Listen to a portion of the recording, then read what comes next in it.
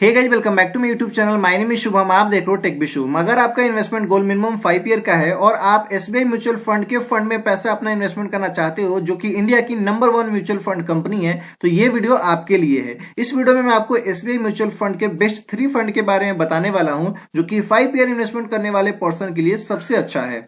तो इस फंड से कितना आपको रिटर्न एक्सपेक्टेशन रखनी है, मेरा क्या ओपिनियन है, सारी चीजें बताऊंगा।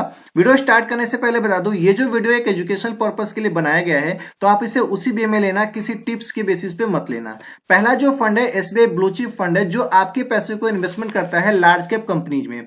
इंडिया के जो भी बड़े बड़े कंपनीज के स्टॉक है, उसमें आपका पैसा इन्वेस्टमेंट होगा। अगर आप एसबीआई ब्लू चिप में कुछ भी पैसा आप इन्वेस्टमेंट करते हो, तो इस फंड में आपको इन्वेस्टमेंट करने से पहले बता दूं, ये जो फंड है एक वेरी हाई रिस्क कैटेगरी का फंड है, और ये जो फंड है लास्ट के 5 ईयर में 18.09% का रिटर्न दिया हुआ है, जो कि एक अच्छा सा रिटर्न है। तो इस फंड से आपको कितना रिटर्न एक्सपेक्ट करनी है वो मैं आपको बता दूं।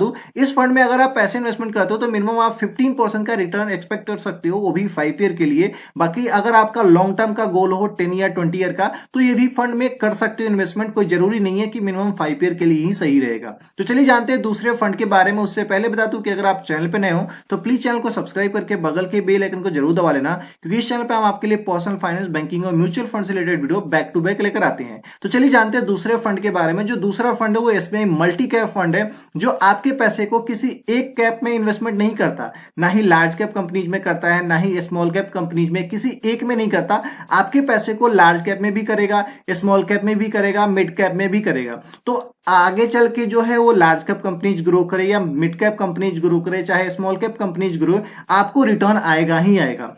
तो ये जो फंड है लॉन्च हुआ था 14 फरवरी 2022 को। तब से लेकर अब तक ये जो फंड है 21.86% का रिटर्न दिया हुआ है, जो कि काफी अच्छा रिटर्न है। तो अगर आप 5 ईयर का गोल है तो आप इस फंड में पैसे इन्वेस्टमेंट कर सकते हो। रिटर्न आपको 15 to 16% एक्सपेक्ट कर सकते हो इस वाले फंड से।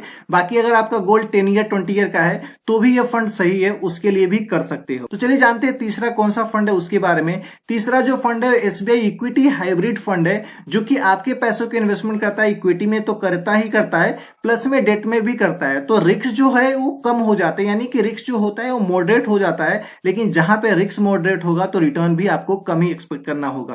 तो ये जो फंड है लास्ट के 5 ईयर में जो रिटर्न दिया हुआ है 15.35% का रिटर्न दिया हुआ है। तो अगर आप इस वाले फंड में अगर आप कुछ भी पैसा अगर आप इन्वेस्टमेंट करते हो, मिनिमम अगर आपका गोल 5 ईयर का होता है, तो इस फंड से आप 13 to 14% तक का रिटर्न एक्सपेक्ट करना, उससे ज्यादा मत करना। मैं आपको एक सिंपल एक कैलकुलेशन से मैं आपको बता दूं कि अगर आप मिनिमम 5 ईयर का गोल है और अगर आप 14% भी अगर आप रिटर्न एक्सपेक्टेड करते हो और मिनिमम आप 10 लाख रुपीज इन्वेस्टमेंट करते हो, भी 5 ईयर के लिए 14% का रिटर्न अगर आप एक्सपेक्ट करते हो, तो आपके फंड का जो वैल्यू होगा 5th ईयर पे 19,25,444 रुपीज का हो जाएगा।